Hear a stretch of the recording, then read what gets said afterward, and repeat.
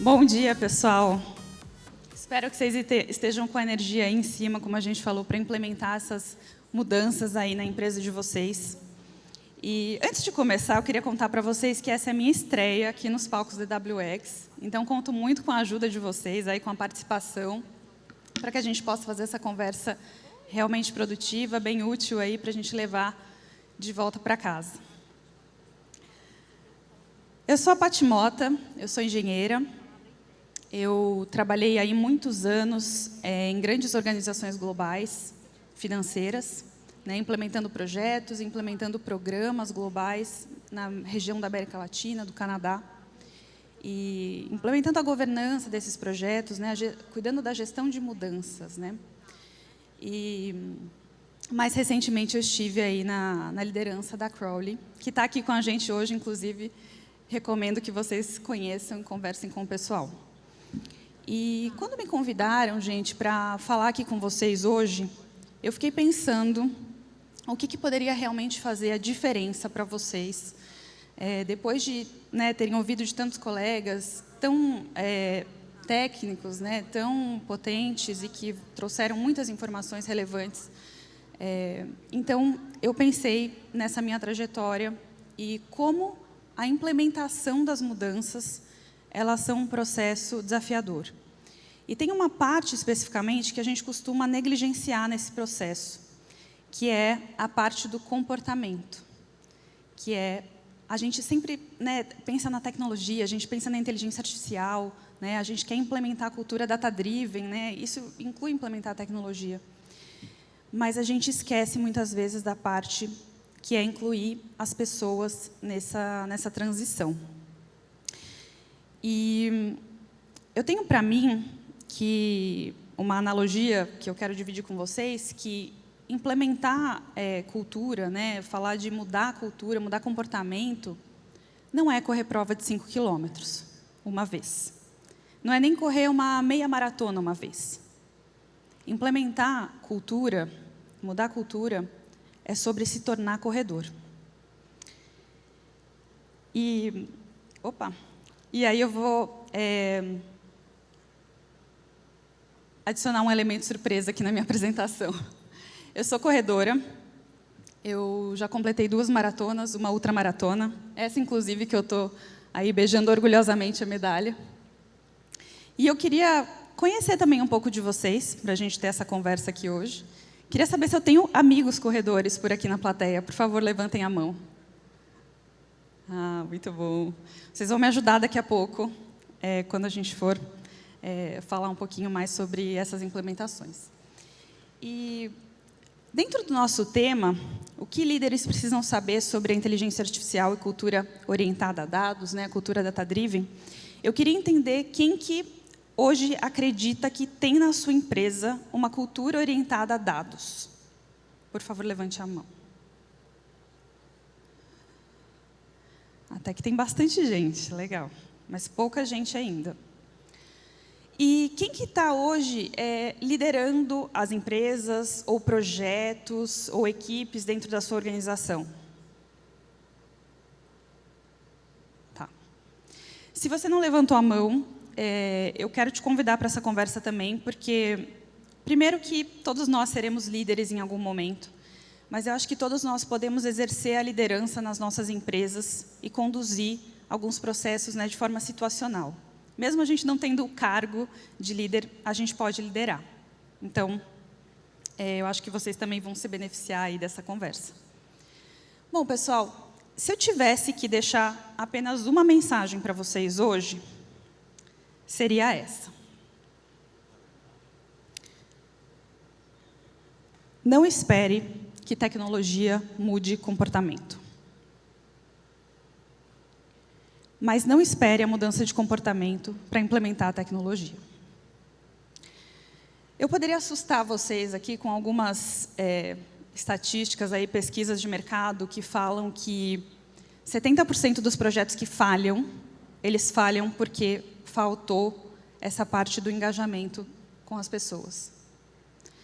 Poderia falar para vocês que uma pesquisa da Gartner mostrou que os projetos ágeis, 50% dos projetos ágeis falham por resistência das pessoas que trabalham com a gente. Mas eu vou assustar vocês com uma história minha. Logo que eu iniciei em uma dessas organizações globais, a gente tinha feito um levantamento na organização de quantos projetos que a gente tinha implementado aquele ano e que tinham falhado.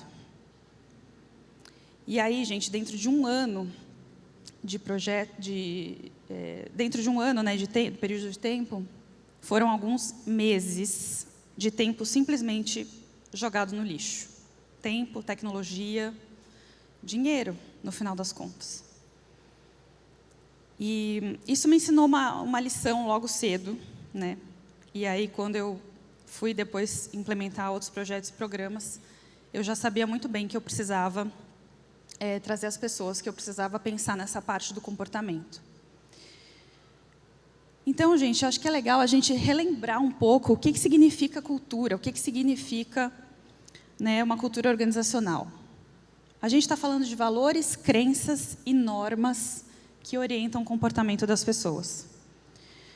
Quando a gente fala de cultura, de forma global, a gente está falando de valores, crenças e normas coletivos, que são compartilhados entre nós, né? Desculpa. A gente se reconhece aqui, enquanto brasileiro, nesse filtro de barro, nessa feijoada. Então, gente, tecnologia e processos são o máximo. Eles são muito legais, eles animam a gente demais. Mas eles são só uma parte de mudança de comportamento, de mudança de cultura nas nossas empresas. Tem uma outra parte que a gente precisa lembrar, que a gente precisa trabalhar, e que ela é fundamental para o sucesso das nossas implementações, quando a gente voltar lá para as nossas empresas. E aí, gente, a tecnologia e os processos, eles, beleza, são uma parte, e muitas vezes a gente tem a impressão de que isso é o que é a nossa cultura, é o que está escrito lá nos nossos valores, né? Mas a verdadeira cultura, gente, é o que as pessoas estão fazendo, né? Não é o que está escrito no procedimento. Não é o sistema que está lá e a pessoa não usa e está usando um puxadinho, uma planilha, um outro negócio lá, que não é o que está escrito no procedimento. Então, por que a gente espera que as pessoas que trabalham com a gente tomem decisões orientadas a dados, se a gente não construiu essa cultura? Se a gente não está compartilhando esses valores, essas crenças, além dessas normas. Mas e o que vem primeiro? A tecnologia ou o comportamento?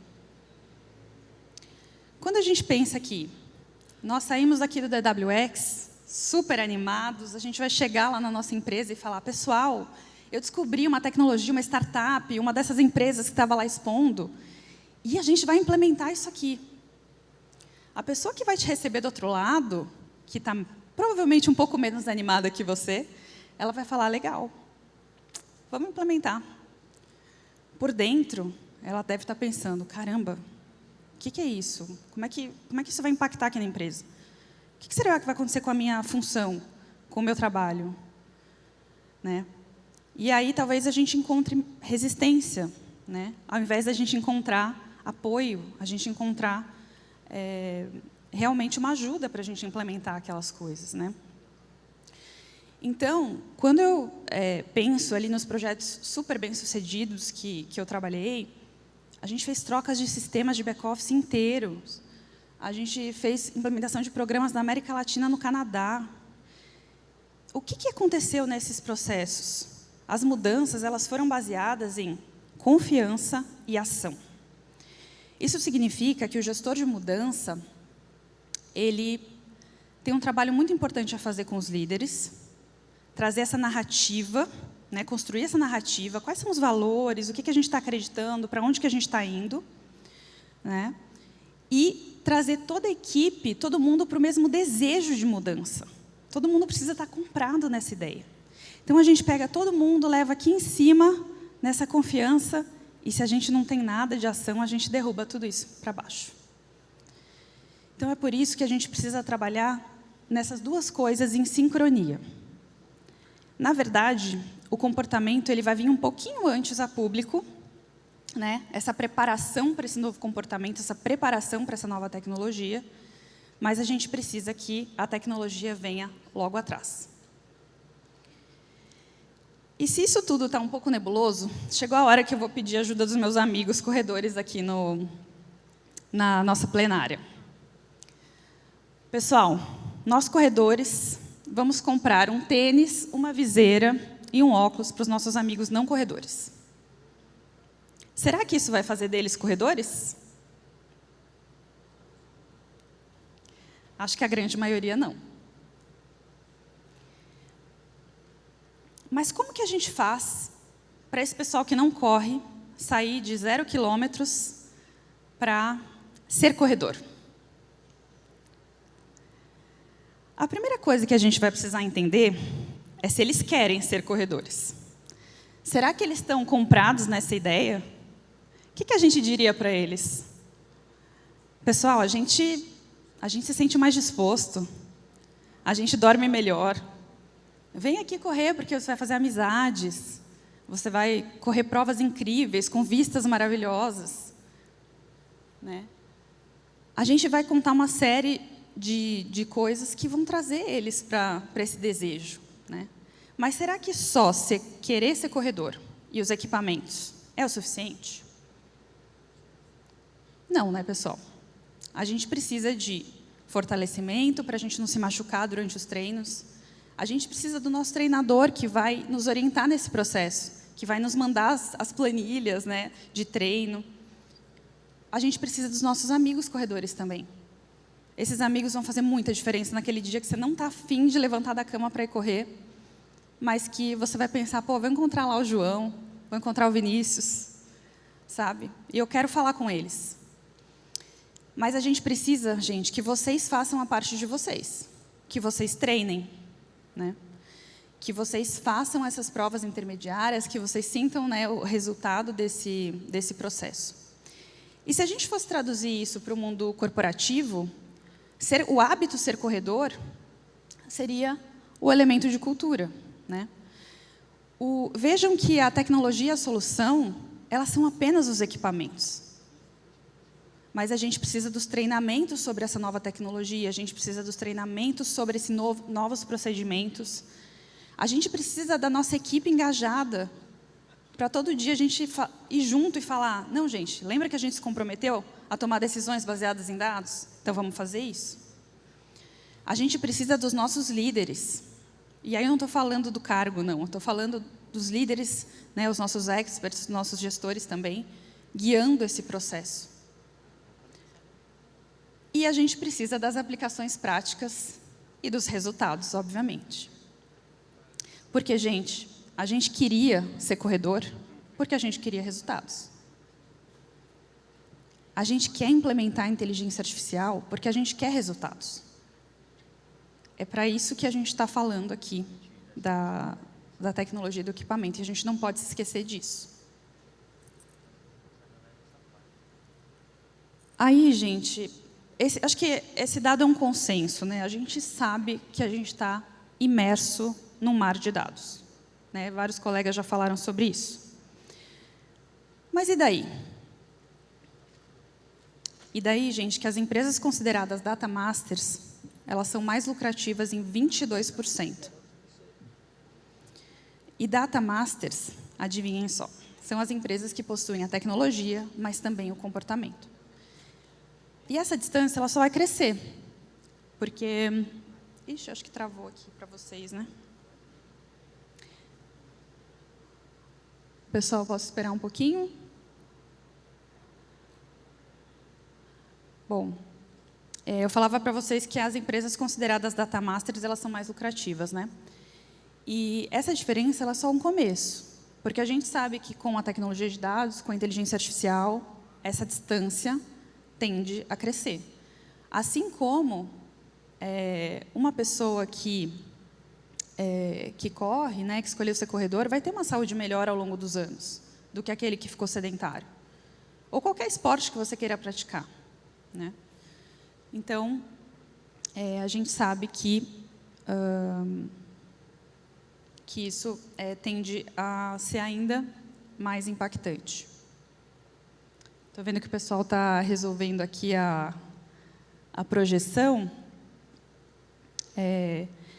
E eu vou só trazer mais um dado para vocês sobre as empresas Data Masters. Só 17%, gente, das empresas dessa pesquisa da Capgemini são consideradas Data Masters.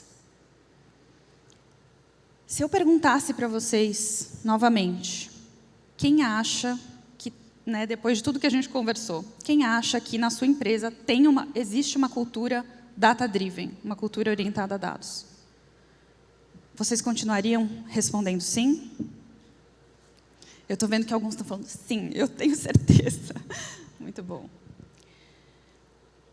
E aí, gente, a gente está falando que os Data Masters, eles possuem a tecnologia e o comportamento para obter uma vantagem estratégica sustentável.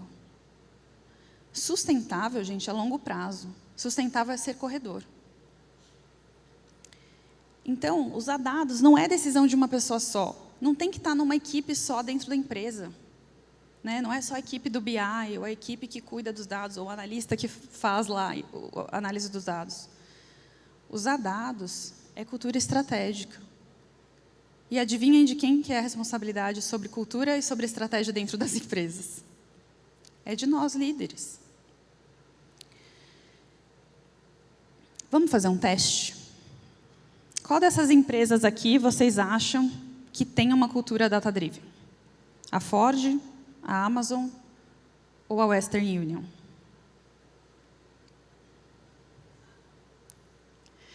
Acho que a Amazon é consenso, né? A gente, obviamente, reconhece na liderança, né, esse desejo pela cultura data-driven. A gente sabe, porque a gente consome da Amazon e a gente vê que as nossas recomendações são personalizadas. A gente sabe que esse é um dos motivos pelos quais a Amazon se tornou uma empresa líder de mercado, né? A sua cultura.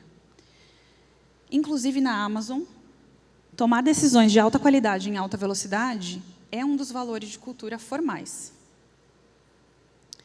Mas essa empresa aqui também, a Ford, a gente já podia observar aí uma liderança que acreditava na cultura orientada a dados e que, muito antes da era digital, já tinha esse pensamento. O estudo de tempos e movimentos do Ford, 1913, gente, já tinha esse mindset, né, de tomar decisões orientadas a dados. Lá em 1913, o Ford fez um levantamento dos dados sobre o tempo que os operários passavam montando o carro, né, no processo produtivo ali. E ele, analisando, percebeu que existia um desperdício de tempo muito grande na busca das peças para a montagem do carro. E aí é que foi introduzida a esteira de montagem, né, a ação. E o resultado foi que o tempo de montagem de um carro, que era de 12 horas, passou a ser 90 minutos. No ano seguinte, 1914, a Ford anunciou o $5 Day. $5 por dia era o dobro da remuneração que os operários ganhavam na fábrica naquela época. E, além disso, o turno passou de 9 horas para 8 horas diárias. Isso aqui é mais resultado. E aí, no dia seguinte a esse anúncio, milhares de pessoas estavam enfileiradas lá na fábrica para serem contratadas. Elas queriam trabalhar na Ford. Depois disso, na década de 20, de 30 e assim por diante, a Ford continuou usando os dados. Ela queria entender o comportamento dos consumidores, o que eles desejavam, para supply chain, para estoques e tudo mais. Mas o que mudou desde o Ford de 1913 para a Amazon de 2025, gente? O que mudou foi a velocidade do mundo, a velocidade das coisas. E é por isso que a gente não consegue hoje falar de implementação de cultura data-driven sem falar de tecnologia, sem falar de implementar projetos, de implementar processos, né, como nosso colega falou aqui, que ele está já pensando em implementar na empresa. A gente tem os dados digitalizados, a gente tem o acesso à informação muito mais rápido do que a gente tinha no passado.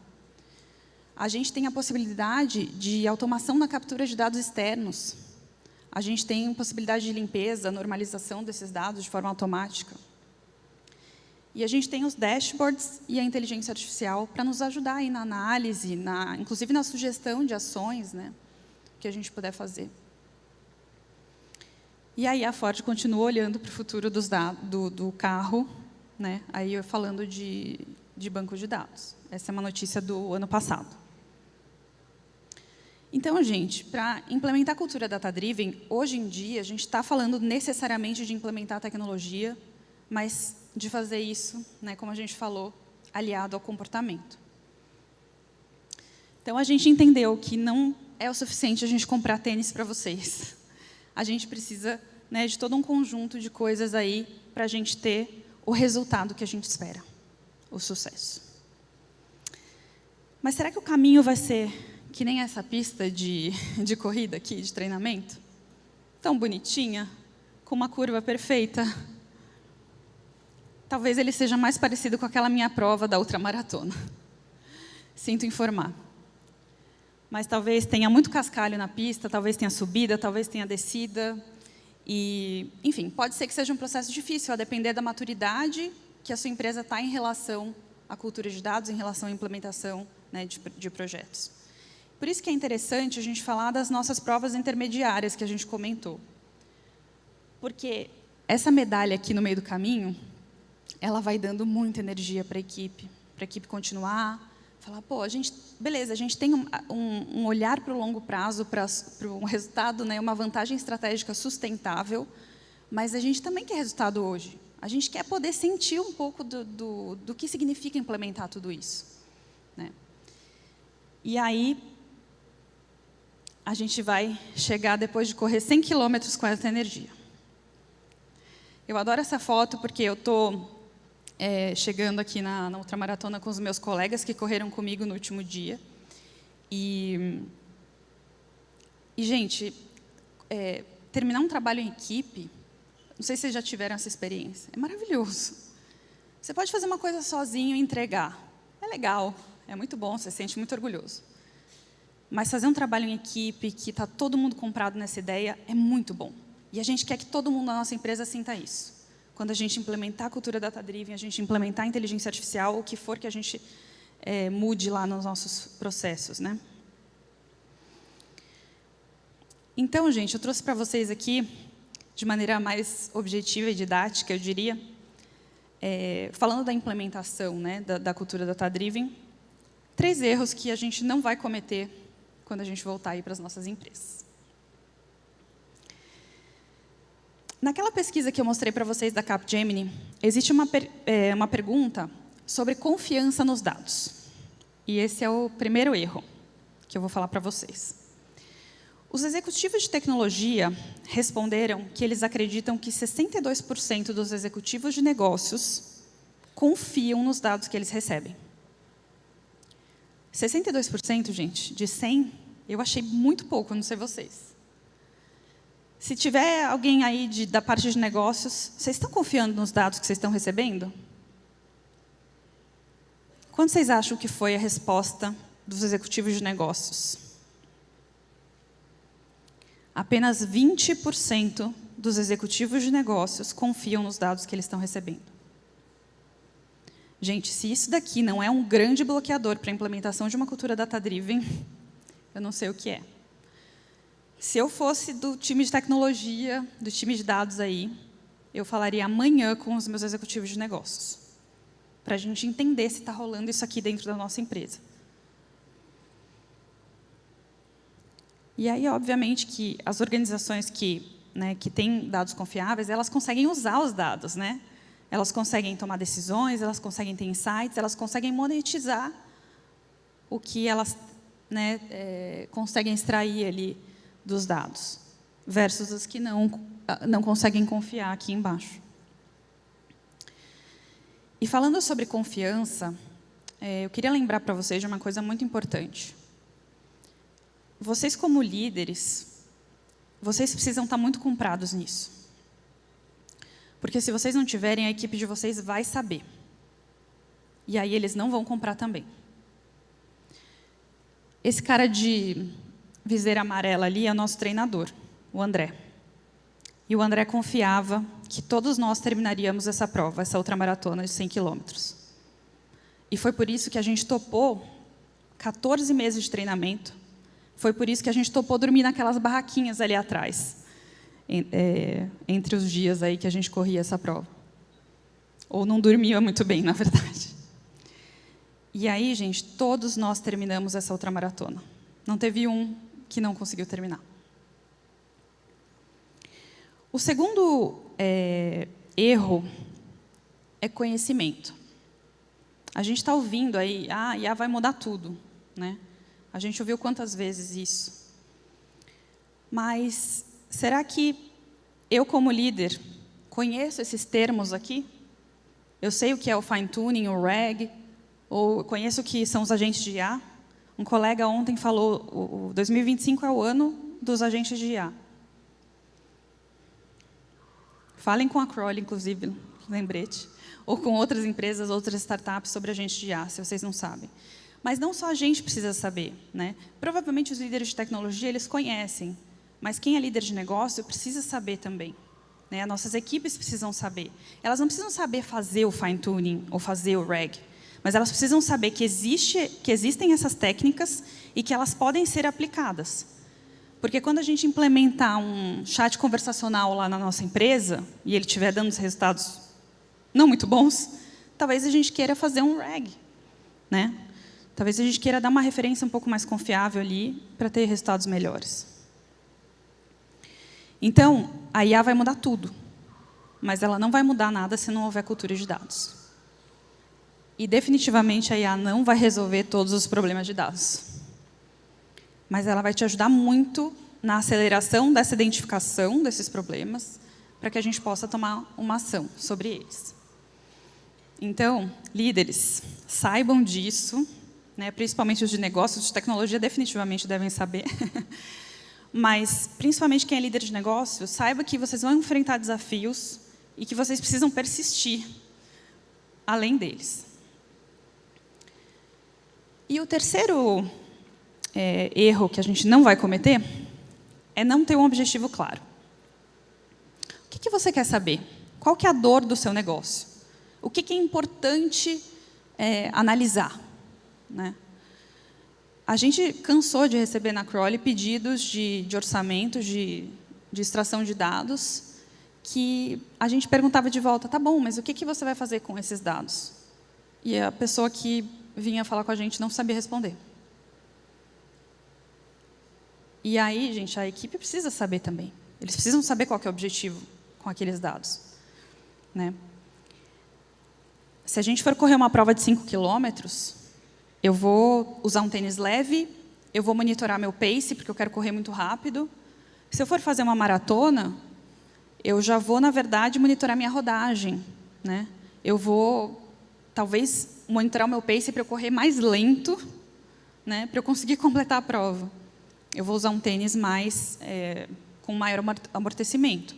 Se eu for correr uma corrida de montanha ali, eu vou talvez usar um tênis de cravo, eu vou monitorar, na verdade, quantos litros eu estou consumindo em todo o treino que eu estou fazendo, para eu saber quantos litros eu vou levar na prova, né?